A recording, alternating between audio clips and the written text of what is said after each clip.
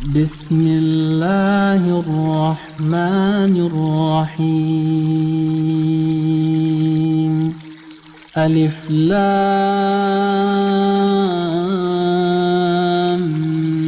ميم ذلك الكتاب لا ريب فيه هدى للمتقين.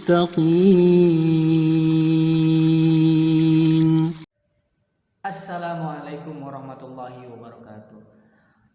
Innal hamdalillah salatu wassalamu ala nabiyina Muhammadin Mustafa wa ala alihi washabihi ahli sidqi wal wafa. Asyhadu an la ilaha illallah wahdahu la syarika lahu wa asyhadu anna Muhammadan abduhu wa rasuluhu la nabiyya ba'd. Apa kabar pemirsa Hidayah TV yang dirahmati oleh Allah Subhanahu wa taala? Hari ini video ini saya akan menjawab pernyataan-pernyataan murtadin, ya disebut murtad nggak mau disebut muslim tapi nyala-nyalain Islam, namanya MCK siapa ya, MCK yang belakangnya KC gitu ya, pokoknya begitu. Nah, saya akan menjawab perihal-perihal tentang ini, tentang yang dia ragukan gitu atau yang dia sanggah terhadap Al-Quran gitu ya. Namun sebelumnya pemirsa, kita kopi dulu ya. Kita menjawab dengan santuy, sopan, dan dengan argumen-argumen yang tepat insya Allah. Sebelum saya menjawab, kopi dulu ya. Bismillah. Lihat dulu cuplikannya ya, apa yang akan saya jawab gitu, karena dia mengungkapkan hal seperti itu gitu. Jadi dilihat dulu cuplikannya ya. Tonton. Selama ini saya belum pernah menemukan. Yang pertama, nama Nabi Muhammad bin Abdullah. Ini rahasia yang pertama. Di Al-Quran tidak ada nama Muhammad bin Abdullah. Nah, bagaimana kita bisa percaya bahwa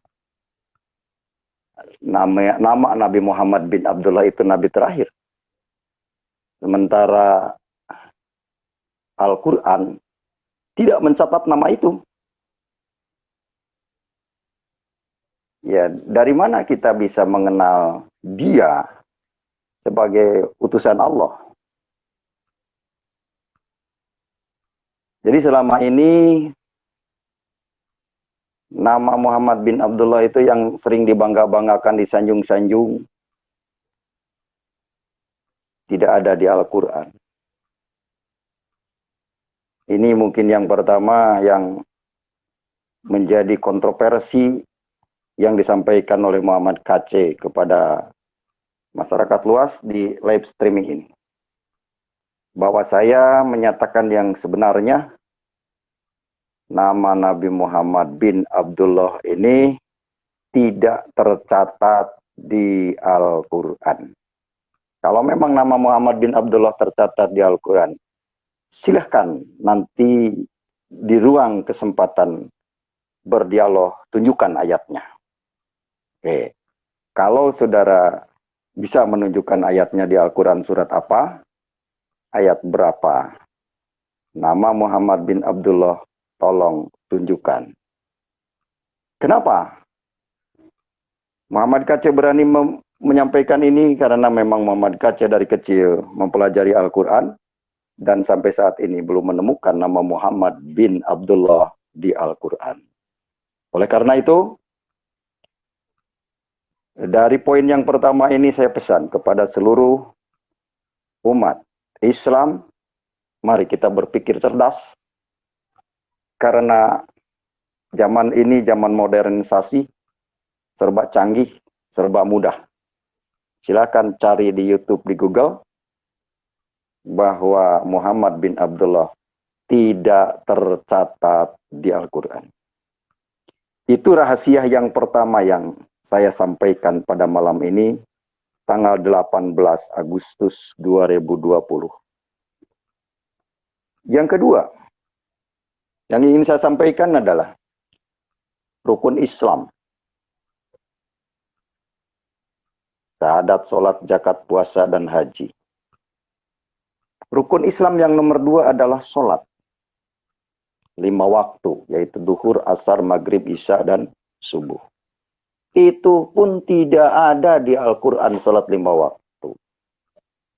Kalau saudara tidak percaya, silahkan buka Al-Quran. Kalau ada orang yang mengatakan bahwa sholat 5 waktu itu dari Al-Quran, perlu dipertanyakan, apa orang itu mengerti Al-Quran atau tidak? Itu yang kedua. Poin yang ketiga, tidak ada keselamatan di dalam agama Islam. Kenapa? Dan tidak ada ayatnya di Al-Quran yang mengatakan orang Islam akan diselamatkan. Nah, ini yang ketiga nih. Yang mereka berharap mengandalkan asal beragama Islam mati masuk surga. Di mana ayatnya, kawanku? Sadarlah, wahai kawan, baca Al-Quran yang benar. Jangan mau dibelok-belokkan ke hadis dan kitab kuning. Kenapa? Kitab hadis dan kitab kuning itu adalah karangan manusia. Kitab kuning, Safinatun Najah, pengarangnya adalah Syekh Nawawi Al-Bantani dan Syekh Salim bin Samir dari Hadramaut, Yaman. Memang dari Arab, tapi bukan Arab Saudi, tapi Yaman.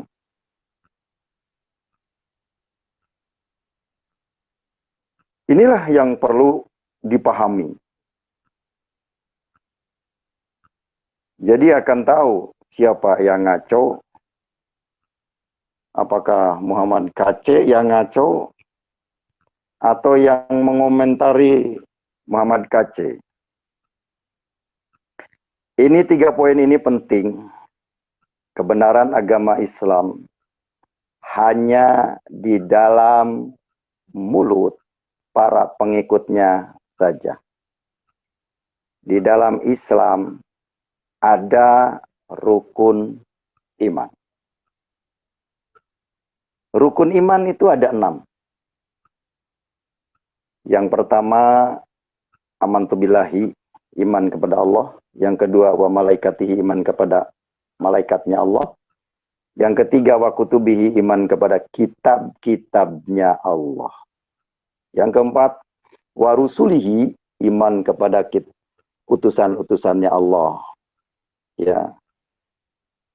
Yang kelima, wabil yaumil akhir, iman, percaya kepada hari akhir, bahkan hari kiamat. Itu harus dipercaya adanya hari kiamat, hari terakhir. Wabil qadari khairi wa syarrihi minallahi ta'ala. Yang keenam adalah percaya nasib baik, nasib jelek harus dikembalikan berasal dari Allah. Tapi menurut saya, nasib jelek bukan dari Allah.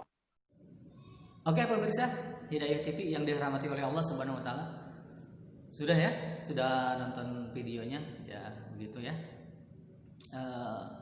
Kita mohon kepada Allah Subhanahu wa taala, semoga Allah Subhanahu wa taala memberikan ilmu yang bermanfaat kepada saya, memberikan pengetahuan yang luas kepada saya, sehingga saya bisa dengan izin Allah Subhanahu wa taala bisa menyanggah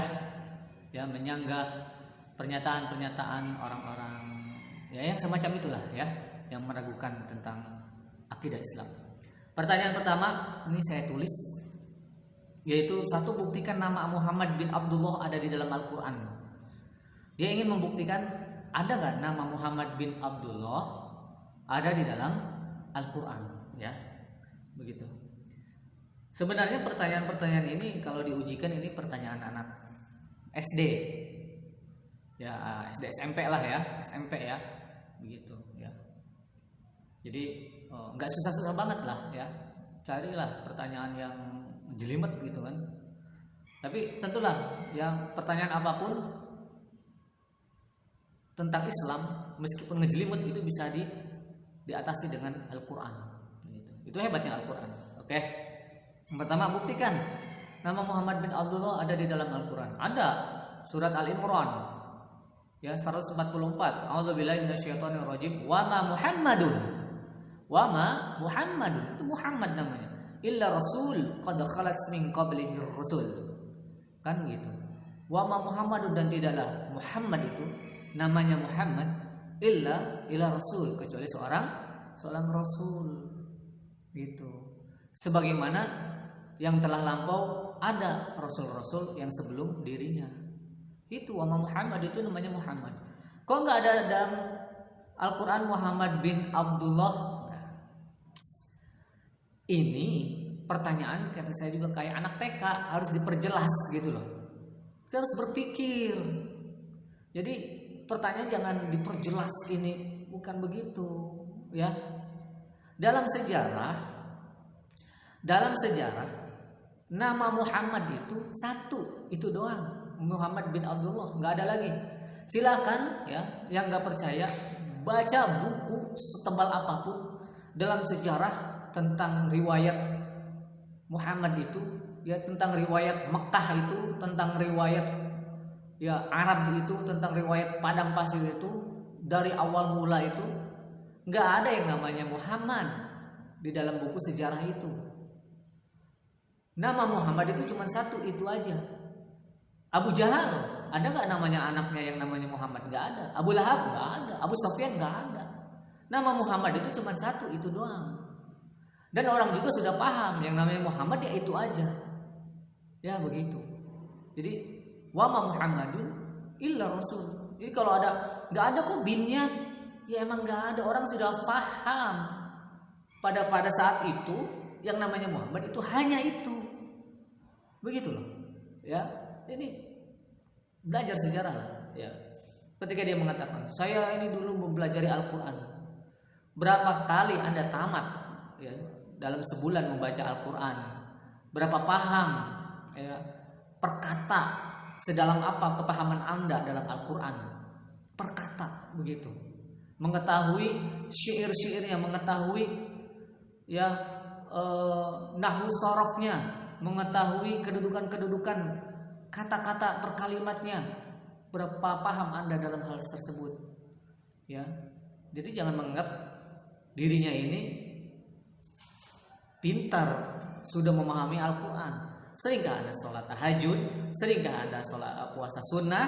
Begitu ketika dalam keadaan masih Islam ya.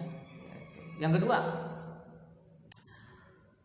perintah sholat tidak ada di dalam Al-Quran. Perintah sholat tidak ada dalam Al-Quran. Kata siapa? Nggak ada. Ada wa aqimus sholat, surat Al-Baqarah 110. Wa aqimus sholat wa atuz zakah, dirikanlah sholat dan dirikanlah zakat. Begitu. Nggak ada sholat asar, sholat zuhur, sholat, nggak ada. Begini ya. Di dalam Islam itu, ya, di dalam Islam itu, oke, saya tidak akan menggunakan hadis sebab Anda nggak percaya sama hadis, Anda percaya kepada Al-Quran. Oke, kita ngikutin logikanya mereka, logika mereka. Ya, saya akan mengikuti logika Anda. Katanya di dalam Al-Quran tidak ada sholat asar, sholat zuhur. Ya, memang tidak ada. Dari mana? Itu dari Muhammad Sallallahu Alaihi Wasallam. Tuh kan dari Muhammad. Lah iya. Kita suruh mengikuti Nabi Muhammad. Kata siapa? Kata Al-Quran. Lihat ya, di dalam Al-Quran, wa ma atakumur rasul fakhuzuhu wa ma nahakum anhu fantahu. Dan tidaklah apa yang datang kepada Rasul, apa yang diperintahkan kepada Rasul, fakhuzuhu, ambillah, ikutilah, wa ma nahakum anhu fantahu, dan apa yang ya dilarang oleh kalian, atas kalian ya terhadap larangan Rasul, apa yang Rasul larang terhadap kalian, pantahu, maka ikutilah ya, maka jauhilah, begitu. Jadi kita harus mengikuti apa yang kata Rasul. Kata Rasul A, ya A. Dalilnya mana? Ini menurut Al-Qur'an. Wa ma atakumur rasul fakhuzuhu. Apa yang datang kepada Rasul, ambillah. Kata Rasul, sholat 5 waktu, sholat zuhur, sholat asar, sholat maghrib. Berarti kita harus mengikuti itu. Kalau kita tidak mengikuti apa kata Rasul, berarti kita menentang Al-Quran dong. Kita menentang Al-Quran gitu. Jadi keislamannya harus dipertanyakan kalau kita menentang Al-Quran. Nah itu. Wa may yuti'ir rasul faqad ata Allah. Tuh, dalam ayat yang lain gitu. Barang siapa yang taat kepada Rasul, taat kepada Allah. Jadi kalau kita ingin disebut taat kepada Allah, ikuti Rasul. Kalau kita nggak mengikuti Rasul, berarti kita tidak taat kepada Allah. Meskipun kita sholat, sholatnya sholat dari mana? Berarti kalau hanya mengikuti ayat nggak ada sholat zuhur, sholat nggak pernah sholat dong. Ya begitu. Jadi bisa memahami, ya. Nah ini pemahaman yang mengatakan sholat tidak ada, sholat asal ikuti Rasul, sudah ada di dalam Al-Quran, begitu ya. Kemudian nomor 3, tidak ada keselamatan di dalam Islam. Oh, dia mengatakan wahai umat Islam, wahai kawan, Anda emang sudah ada jaminan kalau Anda ini masuk surga. Lihat di dalam ayat Allah Subhanahu wa taala berfirman, "Inna dina indallahil Islam." Sesungguhnya agama yang diterima di sisi Allah adalah Islam, agama Islam. Agama Islam ini udah ada Al-Qur'annya. Ya, begitu. Bukan agama Nasara, bukan agama Yahudi, tapi agama Islam, agama yang menyerahkan diri kepada Allah Subhanahu wa taala. Ya, ini adalah Islam, itu agamanya. Orangnya disebut Muslim. Ini Anda harus tahu. Islam agamanya. Ya, Anda pun harus tahu Islam ini dari kata apa? Maknanya apa? Kalau Anda pahami ya perkataan ini, Anda akan mafhum. Karena Anda hanya mengatakan saya paham Al-Qur'an, saya ini karena pengakuan saja, ya, hanya ngaku-ngaku paham. Padahal tidak paham. Dari kata Islam aja Anda belum paham. Inna dina indallahil Islam. Bahwa sesungguhnya agama yang diterima di sisi Allah adalah Islam. Orangnya Muslim. Kan begitu. Orangnya Muslim. Begitu. Nggak ada jaminan. Ini jaminannya. Begini. Ya. Islam ini ibaratkan gini lah. Kita pakai logika. Kalau Anda suka menggunakan logika. Islam itu ibaratnya kartu undangan. Ya, kalau ke istana masuk itu pakai kartu undangan. Kalau yang nggak pakai kartu undangan nggak boleh masuk, siapapun itu. Tapi kalau ada yang menggunakan atau menerima kartu undangan dari istana boleh masuk. Ya, istilahnya begitu. Jadi orang yang beragama Islam itu kartu undangannya itu agama Islam. Nah boleh masuk dia ke dalam surga, keselamatan. Yang enggak Islam berarti nggak boleh masuk. Karena nggak dapat undangan. Kalau pengen dapat undangan, ikuti protokol-protokolnya, protokolernya, peraturan-peraturannya, ikuti. Kembali kemana? Kembali ke atas. Wa may yuti'ir rasul faqad ata Allah. Wa ma atakumur rasul fakhudhuhu wa ma nahakum anhu fantahu. Begitu. Jadi Al-Quran itu dengan ayat yang lain saling menyambung. Maka ini cara berpikirnya. Jangan berpikir semeraut, ya begitu. Karena gara-gara Anda nggak punya kendaraan, ya ingin mengumpulkan kendaraan, begitu ya. Anda sendiri yang mengatakan statement di YouTube, begitu kan? Ya, kita jadi murtad gitu. Jadi ini pahami, ya. Yang keempat, nasib jelek itu dari iblis, bukan dari Allah. Nah ini nggak paham juga. Allah itu menciptakan seluruh alam ini, seluruh persoalan-persoalan ini. Ada baik, ada buruk, ada jahat, ada benar, ada salah. Itu Allah Subhanahu wa taala yang telah menciptakannya. Tetapi Allah ada yang ridho terhadap ciptaannya, ada yang meridhoi. Ada ridho, Allah senang, ada yang tidak senang. Ya, semua ini diizinkan oleh Allah. Tapi ada yang Allah tidak senang, ada yang Allah senang. Ya, begitu. Semuanya datang dari Allah Subhanahu wa taala. Sebab orang yang melakukan kesalahan Ketika dia bertobat, Allah ampuni. Toh saya yang menciptakan kesalahan ini. Manusia tergelincir, wajar kemudian dia mohon ampun, Allah terima ampunannya. Masuk akal, masuk logika, begitu. Ya.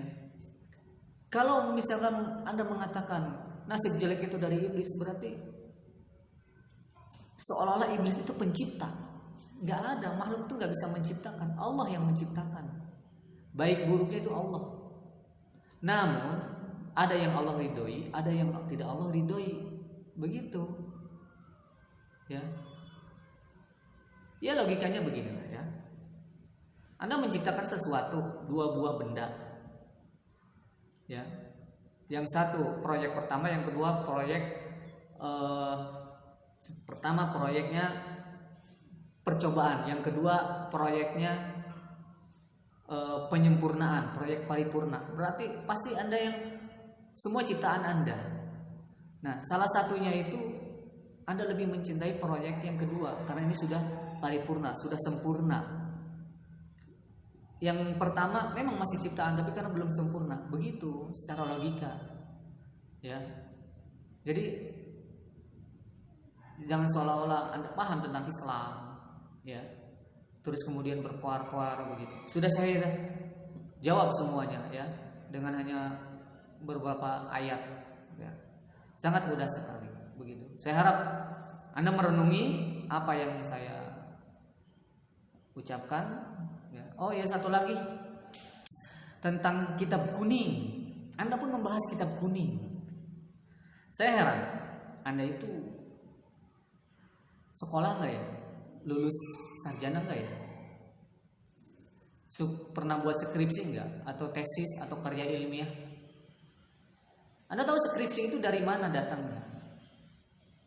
Skripsi itu datangnya dari mana coba? Dari bacaan-bacaan yang kita baca kemudian kita kumpulkan menjadi sebuah tema. Nah, itu skripsi, tesis, karya ilmiah, mempunyai referensi-referensi. Begitu juga para ulama. Para ulama itu karyanya karya para ulama. Safinatun Najah itu karya ilmiah para ulama. Dari mana? Dari Al-Quran mereka ngambil. Mereka ngambil dari Al-Quran, dari hadis. Kemudian beristihad, ya. Kemudian beristihad, ya begitu. Jadi di dalam Islam itu istihad itu kalau betul itu pahalanya 2, kalau keliru pahalanya 1. Jadi nggak salah. Tidak salah. Begitu, seperti hanya ada yang mengatakan yang disembelih itu Nabi Ishak atau Nabi Ismail. Ada yang mengatakan Nabi Ishak, ada yang mengatakan Nabi Ismail. Itu beristihad. Maka jangan saling membenturkan. Tetapi ada beberapa orang murtad yang membenturkan dua pendapat itu. Padahal mereka saling beristihad. Saling beristihad. Ya, begitu. Jadi kitab kuning ini sumber ilmunya dari Al-Quran dan hadis. Safinatun Najah itu sumbernya dari Al-Quran dan hadis. Ya, sholat 5 waktu di situ ada, cara berwudunya juga ada, diambil dari hadis. Cara toharohnya bersuci juga diambil dari hadis. Sholatnya pun diambil dari hadis. Cara menutup auratnya pun diambil dari Al-Quran begitu. Ya, itu adalah karya-karya ilmiah mereka. Kalau Anda nggak pernah nulis, nggak pernah buat skripsi ya begitulah, nggak tahu apa itu karya ilmiah, nggak tahu itu skripsi, nggak tahu itu tesis, nggak tahu. Untuk membuat itu kita perlu sumber ilmu. Nah, sumber ilmu mereka itu adalah Al-Quran dan Sunnah. Supaya Al-Quran dan Sunnah dipahami oleh umat, mudah dipahami oleh umat, dipahami oleh